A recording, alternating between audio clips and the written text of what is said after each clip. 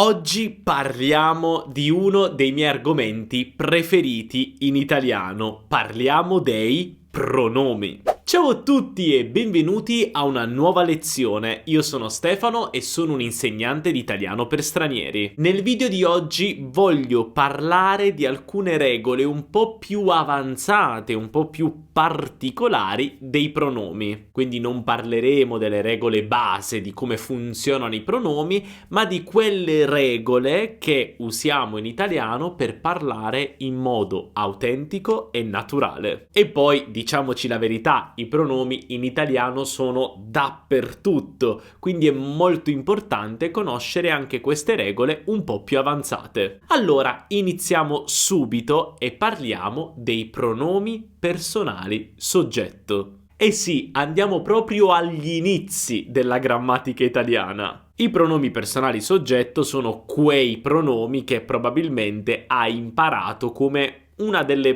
prime cose in italiano. Io, tu, lui, lei, noi, voi e loro. E quindi tu mi dirai, Stefano, perché in un video su regole avanzate sui pronomi parliamo di pronomi personali soggetto? Beh, perché ci sono delle regole particolari da sapere. In italiano usiamo questi pronomi per esprimere il soggetto, quindi la persona che fa l'azione. Io, tu, lui, lei, noi, eccetera. Però in italiano, come sicuramente già sai, possiamo omettere questi pronomi perché l'informazione sul soggetto è già contenuta nel verbo. Se io dico io mangio, non è necessario dire io, perché già mangio contiene l'informazione io. Mangio già ci fa capire che la persona che sta facendo l'azione è io. O anche noi mangiamo. Io capisco che il soggetto di mangiamo è noi. Però ci sono alcuni casi in cui dobbiamo usare i pronomi personali soggetto. Il primo caso, che è molto importante, è quando c'è una contrapposizione tra più persone. Per esempio, mentre tu dormivi, io guardavo la TV. Dire questa frase senza i pronomi sarebbe un po' strano, perché io qui cosa voglio sottolineare? Che mentre tu facevi una cosa, io facevo un'altra cosa. Quindi c'è una contrapposizione tra tu e io. Ecco perché dire mentre tu dormivi io guardavo la TV è molto più naturale che dire mentre dormivi guardavo la TV. Cioè, funziona in italiano, ma non è super naturale. Aggiungere i pronomi rende la frase più naturale. E senza i pronomi perderemmo come il contrasto tra le due cose. Io invece qui voglio proprio sottolineare: tu facevi una cosa, io facevo un'altra. Poi usiamo i pronomi personali soggetto anche quando vogliamo mettere in evidenza, enfatizzare il soggetto. Per esempio, e tu che ne pensi di quello che ho detto? Io qui potrei anche dire che ne pensi di quello che ho detto? Ma perché inizio la frase con e tu? Perché forse siamo in una stanza con più persone e io voglio sapere proprio la tua opinione. Voglio enfatizzare il tu, voglio richiamare la tua attenzione e quindi mi rivolgo a te dicendo e tu che ne pensi bla bla bla. O anche per esempio il progetto l'ho fatto io. Il progetto l'ho fatto io. Prima di tutto qui notiamo una cosa particolare, cioè mettiamo il pronome alla fine della frase e questa è una cosa che succede molto spesso in italiano. In questo caso stiamo un po' cambiando l'ordine delle parole. Infatti la frase standard sarebbe ho fatto il progetto, io ho fatto il progetto. Ma cambiamo l'ordine e mettiamo davanti il progetto. Poi aggiungiamo un pronome per sostituire o riprendere progetto. Questo argomento si chiama dislocazione e ne ho parlato in un video che ti lascio qui sotto in descrizione. E poi alla fine aggiungiamo il pronome personale soggetto. Il progetto l'ho fatto io. E perché aggiungiamo io alla fine? Perché vogliamo mettere l'enfasi su io. Il progetto non l'ha fatto un'altra persona, l'ho fatto io. È importante che tu sappia che il progetto l'ho fatto io e non un'altra persona. Io mi voglio prendere il merito del progetto. Quindi, come vedi, la frase cambierebbe drasticamente. Ho fatto il progetto l'ho fatto io. Sono due frasi completamente diverse. L'intenzione è completamente diversa. O anche un altro caso molto comune. Ci penso io a fare la spesa. Ci penso io a fare la spesa. In questo caso usiamo il verbo pronominale pensarci. E quando dopo il verbo pensarci aggiungiamo il pronome personale soggetto, come in questo caso, ci penso io, il verbo addirittura ha un significato diverso. E significa fare qualcosa, nel senso di occuparsi di qualcosa, prendersi la responsabilità di qualcosa, di fare qualcosa, in questo caso la spesa. Quindi se io dico ci penso io a fare la spesa, significa che io mi prendo la responsabilità di svolgere questo compito, cioè di fare la spesa. E perché enfatizzo io? Perché è una responsabilità che mi prendo io. E così non c'è un'altra persona che va a fare la spesa, perché la faccio io. Metto l'enfasi su di me. Capito come funziona? Ma ora, prima di andare avanti con i prossimi usi particolari dei pronomi, voglio mostrarti una sorpresa che abbiamo preparato per te. Infatti abbiamo preparato un bellissimo PDF con tutti gli appunti di questa lezione. Quindi tutto quello che sto dicendo adesso e tutti gli esempi che sto usando li troverai qui. E ci sono appunto tutti gli appunti.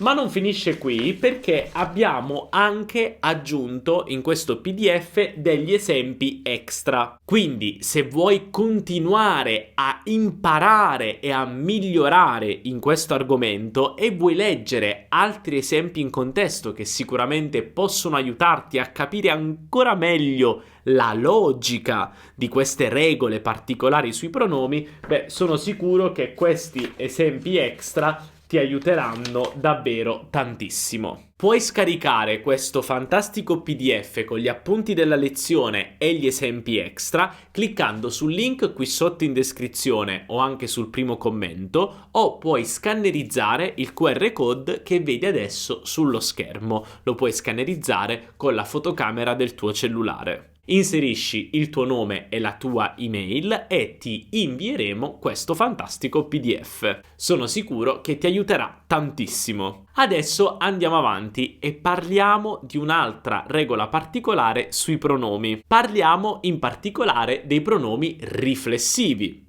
Sono sicuro che conosci già i pronomi riflessivi che appunto si usano per coniugare i verbi riflessivi. I pronomi riflessivi sono mi, ti, si, ci, vi, si. Generalmente usiamo i pronomi riflessivi con i verbi riflessivi, per esempio lavarsi, divertirsi, sentirsi. Però poi potresti sentire delle frasi un po' strane, come mi sono mangiato una pizza. Mi sono mangiato una pizza. Ma mangiare non è un verbo riflessivo. Perché se lavarsi significa lavare se stesso, mangiarsi significa mangiare se stesso, c'è qualcosa che non va. Mi sono mangiato una pizza.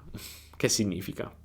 Ovviamente il verbo mangiare non è riflessivo, però possiamo coniugarlo nella sua forma riflessiva e quindi usare ovviamente un pronome riflessivo come in questo caso, mi sono mangiato una pizza. Non perché il verbo è davvero riflessivo, ma per indicare un fortissimo coinvolgimento emotivo del soggetto. Cioè, se io dico ho mangiato una pizza, la frase è standard. Io sto descrivendo il fatto che ho mangiato una pizza. Ma se dico mi sono mangiato una pizza, io ti sto dicendo che ho mangiato la pizza ed ero super felice di farlo. Ero molto coinvolto emotivamente, forse aspettavo quella pizza da una settimana, non vedevo l'ora di mangiarla e mentre l'ho mangiata ero l'uomo più felice del mondo. Quindi, come vedi, trasformare un verbo nella forma riflessiva usando un pronome riflessivo, quando quel verbo non è normalmente riflessivo,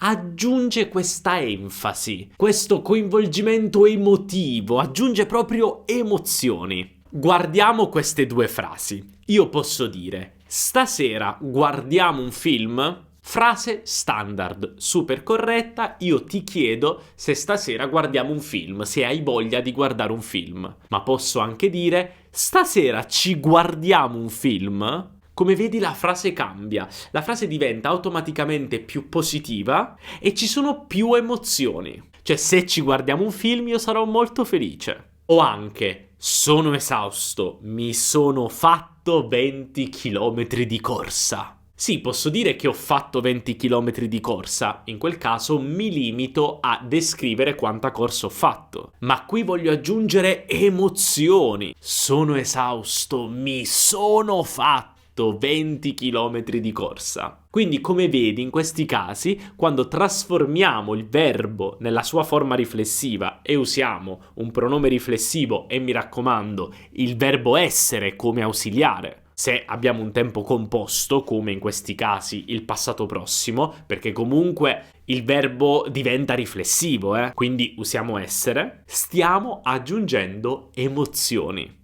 Ora, il tuo compito è quello di ascoltare gli italiani quando parlano. Quindi quando guardi una serie TV, un film, ascolti un podcast, presta molta attenzione a questa struttura. Sono sicuro che la sentirai tantissimo. Ora una piccola precisazione grammaticale. Dato che stiamo usando un verbo nella forma riflessiva, anche se teoricamente il verbo non è riflessivo, e usiamo, come ti ho detto prima, l'ausiliare essere, dobbiamo cambiare il participio passato in base al genere e numero del soggetto. Per esempio, Maria si è fatta una bella passeggiata. Fatta perché Maria è una donna, Maria si è fatta una bella passeggiata. O anche Giulio e Federico si sono cucinati una bella bistecca. In questo caso cucinati perché Giulio e Federico è un gruppo di uomini, quindi maschile plurale. Giulio e Federico si sono cucinati una bella bistecca. Però attenzione, perché queste frasi possono essere un po' particolari. Questo perché abbiamo anche un oggetto diretto. Maria si è fatta una bella passeggiata, Giulio e Federico si sono cucinati una bella bistecca. Questo significa che, se vogliamo, possiamo sostituire l'oggetto diretto con un pronome oggetto diretto. In questi casi ricorda che il pronome oggetto diretto vince sempre. Quindi il participio passato deve concordare in base all'oggetto sostituito, non in base al soggetto. Questa è una regola molto importante. Quindi, se prendiamo la prima frase, Maria si è fatta una bella passeggiata, possiamo sostituire una bella passeggiata con la e dire Maria se, perché sì di fronte a un pronome oggetto diretto diventa se, Maria se l'è fatta. Fatta non cambia perché Maria è femminile singolare, ma anche passeggiata. Quindi il participio passato resta uguale.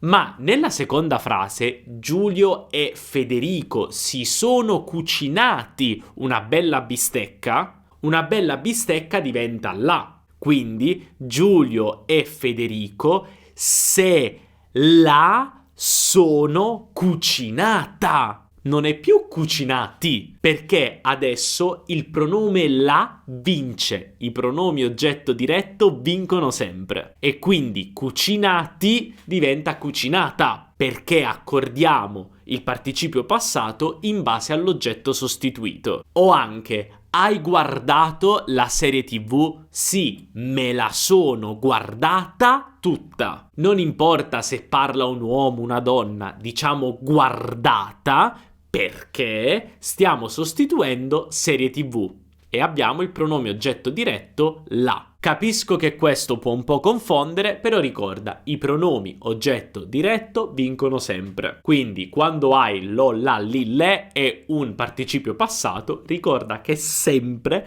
il participio passato deve accordare in genere e numero con i pronomi oggetto diretto. Ma sicuramente una cosa che può aiutare è il nostro PDF, dove troverai degli esempi extra anche su questo argomento, così puoi capire ancora meglio in contesto come funzionano queste regole. Puoi scaricare il PDF cliccando sul link qui sotto in descrizione o sul primo commento. E ora finiamo parlando di un'altra regola bellissima, una regola particolare sui pronomi. Parliamo di ce l'ho. Ce l'ho. Beh, sicuramente hai sentito 1000 volte gli italiani dire ce l'ho, non ce l'ho, ce l'hai, ma cosa sta succedendo qui? Guardiamo un esempio, leggiamo questo piccolo dialogo. Hai una penna da prestarmi? Sì, ce l'ho, eccola qui. Sì, ce l'ho, eccola qui. Che cosa sostituisce in questo caso il pronome ci?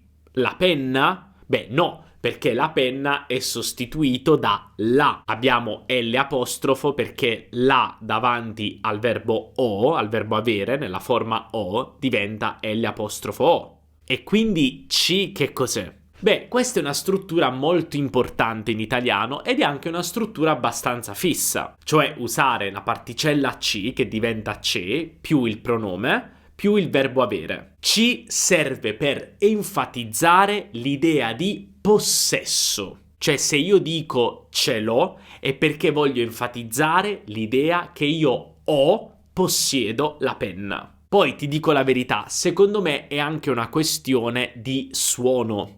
Perché dire sì, lo, boh, è un po' strano in italiano. Perché poi lo potrebbe sembrare come semplicemente LO, non l'apostrofo HO. Quindi, secondo me, usiamo ci, che diventa ce, quindi proprio la struttura ce l'ho, per rendere il suono più piacevole e anche più chiaro. Questa è la mia teoria. Però ricorda, è molto importante dire ce l'ho, non ce l'ho, ce l'hai, non ce l'hai, perché se dici semplicemente lo, l'hai, non l'ho, è stranissimo. Nessun italiano lo direbbe mai. Non l'ho, no, non lo sentirai mai, non ce l'ho. Ora però voglio farti una domanda. Conoscevi già queste regole un po' particolari sui pronomi, queste sfumature, o sono totalmente nuove per te? Beh, fammelo sapere con un bel commento qui sotto, così avviamo una conversazione,